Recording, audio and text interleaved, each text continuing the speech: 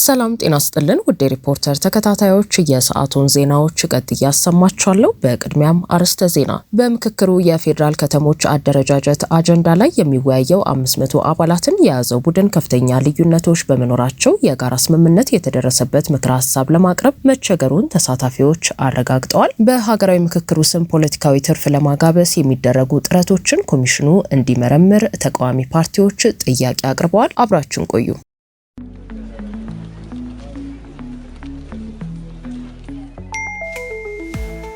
ለሰራተኞች ደሞዝና ተጨማሪ ክፍያዎችን ለመፈጸም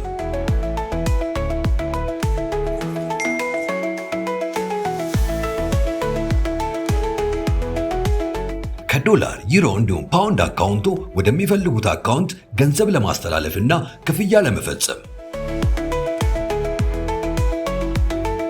የረጅም ጊዜ የባንክ ስቴትመንቶችን በቀላሉ ለማግኘት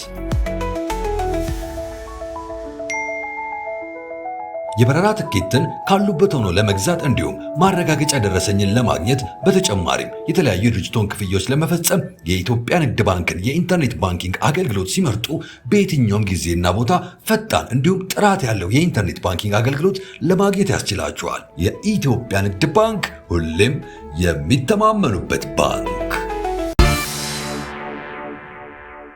በሀገራዊ ምክክር ጉባኤው የፌዴራል ከተሞች አደረጃጀት አጀንዳ ላይ የሚወያየው 500 አባላትን የያዘው ቡድን ከፍተኛ ልዩነቶች በመኖራቸው የጋራ ስምምነት የተደረሰበት ምክረ ሀሳብ ለማቅረብ መቸገሩን ተሳታፊዎች አረጋገጡ። ሐምሌ 8 ቀን 2018 ዓ.ም የተጀመረው የምክክር ሂደት ዛሬ ረቡዕ 28ኛ ቀኑን የያዘ ሲሆን ተመካካሪዎቹ የአጀንዳ ቡድኖች በተባሉት 8 ቡድኖች ተከፋፍለው ስምምነት የተደረሰበት የጋራ ምክረ ሀሳብ ላይ የሚያቀርቡት የመጨረሻው ደረጃ ላይ ደርሰው የተወሰኑት ስምምነት የደረሱበትን የጋራ ምክረ ሀሳባቸውን ተፈራርመው በማቅረብ ላይ ናቸው። ኮሚሽኑ በተለያዩ አጀንዳዎች ላይ ተመካካሪዎች በቀጣይ ቀናት የአጀንዳ ሀሳቦቻቸውን የጋራ አድርገው በቃለ ጉባኤዎቻቸው ላይ በመፈራረም እንደሚስማሙ ይጠበቃል ብሏል። ይሁን እንጂ የፌዴራል ከተሞች አደረጃጀት የሚለውን አጀንዳ የያዘው 500 አባላትን የያዘው ቡድን ውስጥ ከፍተኛ ክርክር የፈጠሩ ልዩነቶች በመነሳታቸው ቡድኑ የጋራ ስምምነት የተደረሰበት ምክረ ሀሳብ ለማቅረብ መቸገሩን ሪፖርተር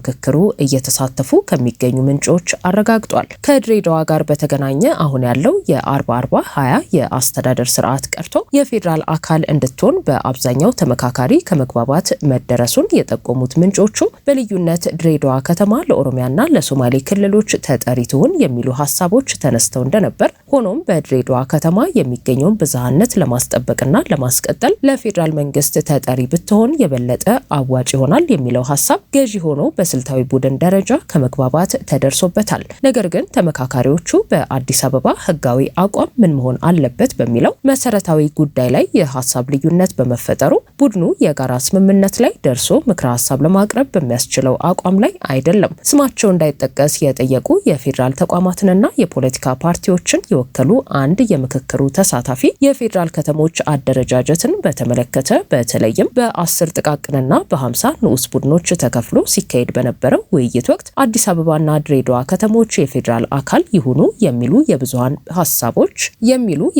ሀሳቦች ጎልተው ይሰሙ እንደነበር ለሪፖርተር ገልጸዋል። አዲስ አበባ የፌዴራል ከተማ አካል ከሆነች በህገ መንግስቱ ውስጥ አዲስ አበባ ወይንም ፊንፊኔ የሚል ስም እንዲካተት ሀሳብ ያቀረቡ የንዑስ ቡድን ተመካካሪዎች እንደነበሩ መዘገባችን አይዘነጋም። ሌሎች የምክክሩ ተሳታፊዎች ደግሞ አዲስ አበባ የኦሮሚያ ክልል አካል መሆን እንዳለባትና አዲስ አበባን ሸገር ሲቲ ተብሎ ከተከፈለው የኦሮሚያ ክልል ከተማ ጋር ለማዋሃድና በኦሮሚያ ክልል ለማጠቃለል ይረዳል የሚል ሀሳብ እንዳቀረቡ ተሰምቷል። የፌዴራል ተቋማትንና የፖለቲካ ፓርቲዎችን የወከሉት የምክክሩ ተሳታፊ ምንጭ እሳቸው በነበሩት 10 አባላትን የያዘው ቡድን ምክክር በሚያደርግበት ወቅት ከ10 አባላት 9ኙ አዲስ አበባ የፌዴራል አካል ትሁን የሚል ሀሳብ ማንጸባረቃቸውንና በአንድ ተሳታፊ ደግሞ አዲስ አበባ የኦሮሚያ ክልል አካል ትሁን የሚል የልዩነት ሀሳብ ቀርቦ እንደነበር ገልጸዋል። 50 አባላትን በያዘው የንዑሳን ቡድኖች ውይይት ወቅትም በአብዛኛው ተመሳሳይ ሀሳብ መቅረቡ ቢገለጽም ውይይቱ በ250 ስልታዊ ቡድን ደረጃ ከደረሰ በኋላና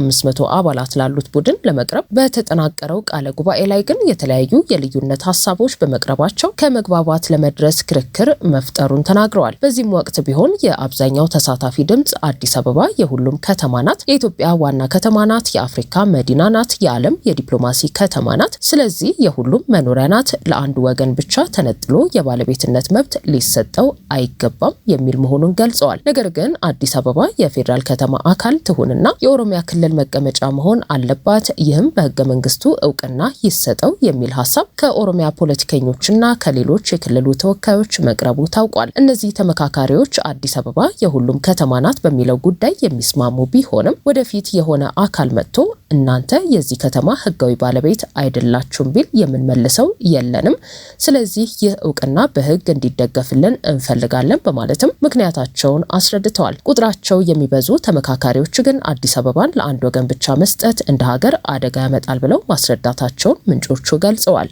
የዚህ አጀንዳ ውይይት በ250 ስልታዊ ቡድኖች ከመግባባት የተደረሰባቸው ሀሳቦች ተጠናቅሮ ለተመካካሪዎች እንዲቀርብ እየተዘጋጀ ቢሆንም በዚህ ጉዳይ የተነሳ ባለፉት ቀናት ከመግባባት ላይ መድረስ እንዳልተቻለ ምንጩ ጨምረዋል። የፖለቲካ ፓርቲዎችን የወከሉ ሌላ ተመካካሪ በውይይት ወቅት የቀረቡ ምክረ ሀሳቦች ወደ 250 ስልታዊ ቡድን ደረጃ ሲደርሱ ከመግባባት ተደርሶባቸው እንደነበር ተናግረው ሆኖም የ250 ስልታዊ ቡድን ሀሳብ አጠናቅረው በቃለ ጉባኤው መልክ እንዲያቀርቡ የተሰየሙ 25 ሰዎች ከበላይ አካል በመጣ ትዕዛዝ በሚል ዘግይተው አዲስ አበባ የኦሮሚያ ክልል ዋና መቀመጫ እንድትሆንና በህግ እውቅና እንዲሰጣት የሚጠይቅ አጀንዳ አምጥተዋል ብለዋል። በዚህም የልዩነት ሀሳቦች እየጨመሩ መምጣታቸውንና አለመግባባቶች በመፈጠራቸው ተመካካሪዎችም በጋራ ሊመካከሩ እንጂ የበላይ አካል ትዕዛዝን ሊያስፈጽሙ እንዳልመጡ የሚገልጹ አስተያየቶች በስፋት መንጸባረቃቸውን ገልጸዋል። ይህ ሀሳብ 250 አባላት ካሉት ሁለት ስልታዊ ቡድኖች ከመግባባት የተደረሰባቸውን ሀሳቦች እንዲሰንዱ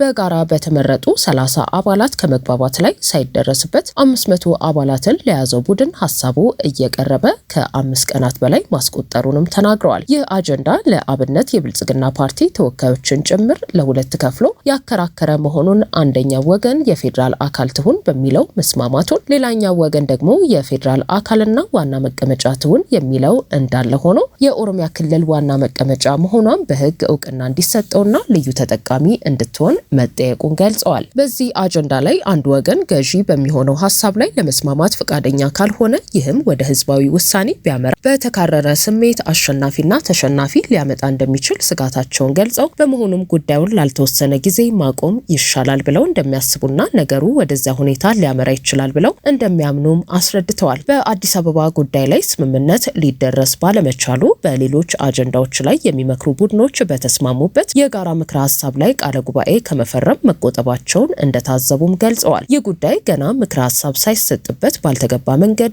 ብያኔ በሚያሰጥ መልኩ በተለያዩ የማህበራዊ ሚዲያዎች ሀሳቦችን የሚነዙ የመንግስት ባለስልጣናትና ፖለቲከኞችን በተመለከተ በምክክሩ እየተሳተፉ ያሉ ፓርቲዎች ለኮሚሽኑ ቅሬታ ማቅረባቸውን የገለጹት ተመካካሪው ይህ ድርጊት በተመካካሪዎች አመካካሪዎች በአጠቃላይ በምክክሩ ሂደት ላይ ትልቅ ተጽዕኖ ሊፈጥር እንደሚችል ስጋታቸውን ገልጸዋል። እንደ ተመካካሪው ገለጻ ኮሚሽኑ የቀረቡለትን ቅሬታዎች መሰረት አድርጎ እነዚህ አካላትን ከምክክሩ እስከ ማገድ የሚደርስ አስተዳደራዊ እርምጃ ወስዶ ለህዝብ ይፋ ቢያደርግ ጠቃሚ ነው ብለዋል።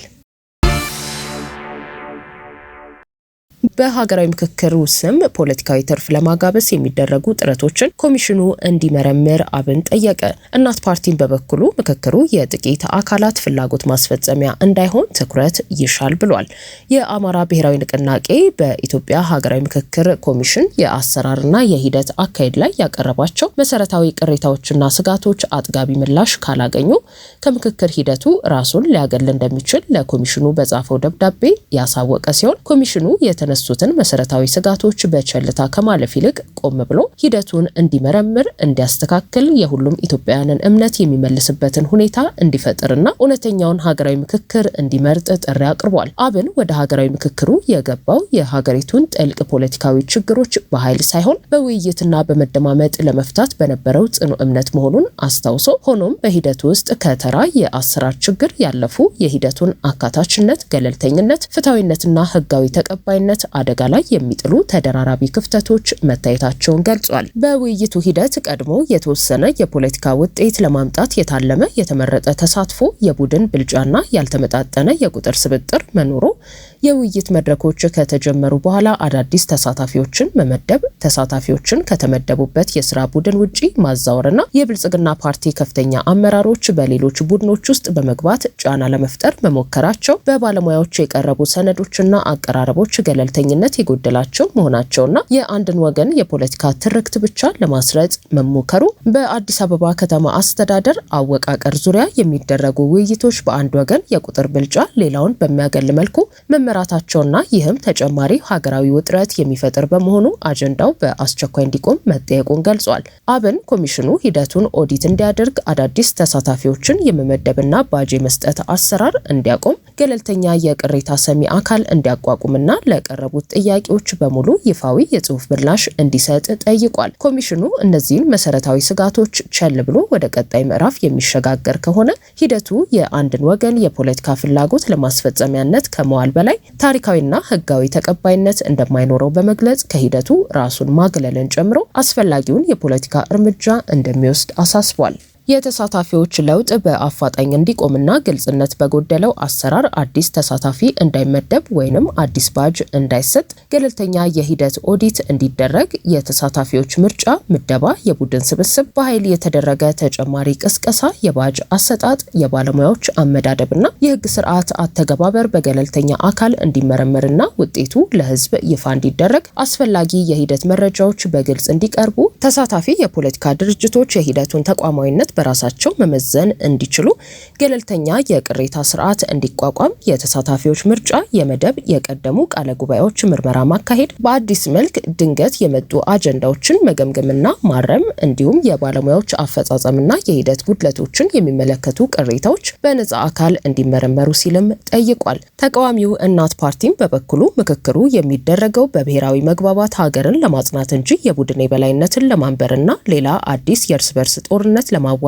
አይደለም ብሏል። ሀገር የገባችበት ችግር ከምንጊዜውም ይልቅ በተወሳሰበበት ሁኔታ ውስጥ የምክክሩ ሂደት ከነችግሮቹ ሐምሌ 8 ቀን 2018 ዓ.ም ጀምሮ እየተካሄደ ያለው ሀገራዊ ምክክር ወደ መጨረሻው ምዕራፍ እየተሸጋገረ ያለ ቢሆንም በሂደቱ የጎሉ ችግሮች እየተስተዋሉ ነው ያለ ሲሆን ለአብነትም በወረዳ ደረጃ ተደረጉ ከተባሉ ምክክሮች ጀምሮ የምክክር ተሳታፊዎች የገዢው ፓርቲ አባላትና የስርዓቱ ደጋፊዎች መሆናቸው ሲገለጽ እንደነበር ጠቅሷል። በሀገር አቀፍ ደረጃ እየተደረገ ባለው በዚህ ምክክርም አብላጫውን ቁጥር የሚይዙ ተሳታፊዎች የገዢው ፓርቲ አባላትና ደጋፊዎች መሆናቸውን ነው የገለጸው። በምክክሩ ሂደት ድምጾች እንዳይሰሙ መገደብ፣ የአካታችነት ችግሮች፣ የተሳታፊዎች ምርጫና ምደባ፣ የፍትሐዊነት፣ የገለልተኝነት፣ የግልጽነት ማነስ፣ በጸጥታ አካላት ታጅቦ መወያየት፣ የውይይት ተሳትፎን ለማጥበብ ከውስጥና ከውጪ የሚደረጉ ጫናና ወከባዎች፣ የምክክሩ አጠቃላይ ወለል ወይንም ቀይ መስመር ያለመኖርና የመሳሰሉ ጉልህ ችግሮች መስተዋላቸውንም ጠቁሟል። በዚህም ገዢው ፓርቲ በሀገራዊ ምክክሩ ስም ለማሳካት ከሚፈለግ ማንኛውም ፍላጎትና ሀገርን አስይዞ ከሚደረግ የፖለቲካ ቁማር እንዲታቀብ፣ ተመካካሪዎች ለጊዜያዊ ጥቅምና የፖለቲካ ውሳኔዎች ሽፋን ከመስጠትና በታሪክ ተወቃሽ ከሚያደርጉ ድርጊቶች በመቆጠብ ለሀገርና ለሕዝብ መቆምን በቀረችው አጭር ጊዜም ቢሆን በድፍረት እንዲያሳዩ እንዲሁም መላው የኢትዮጵያ ሕዝብ ሀገራዊ ምክክሩ የጥቂት አካላትን ፍላጎት ማስፈጸሚያና ለአዲስ ቁርሾ የሚያዘጋጅ እንዳይሆን ሂደቱን በንቃትና በትኩረት እንዲከታተል ጥሪ አቅርቧል። የሀገራዊ ምክክር ኮሚሽኑ ዋና ኮሚሽነር ፕሮፌሰር መስፍን አርአያ ከቀናት በፊት በሰጡት መግለጫ ላይ የምክክር ሂደቱን የሚመሩ አመካካሪዎች በተመካካሪዎች ላይ አቋም የመጫን ተግባር ይፈጽማሉ ተብሎ ለቀረበላቸው ጥያቄ የተባለው ነገር ተከስቶ ከሆነ ትክክል አይደለም ብለዋል። ዋና ኮሚሽነሩ አክለውም ከሞላ ጎደል አመካካሪዎቻችን የተሰጣቸው ሚና በትክክል እየተወጡ ነው። ሆኖም አልፎ አልፎ ሚዛን የሳቱ ጉዳዮች ካሉ በጊዜው እርምት እንዲደረግባቸው እናደርጋለን ማለታቸው ይታወሳል። ውድ ሪፖርተር ተከታታዮች የሰዓቱ ዜናዎቻችን እነዚህ ነበሩ። ስላደመጣችሁን ከልብ እናመሰግናለን።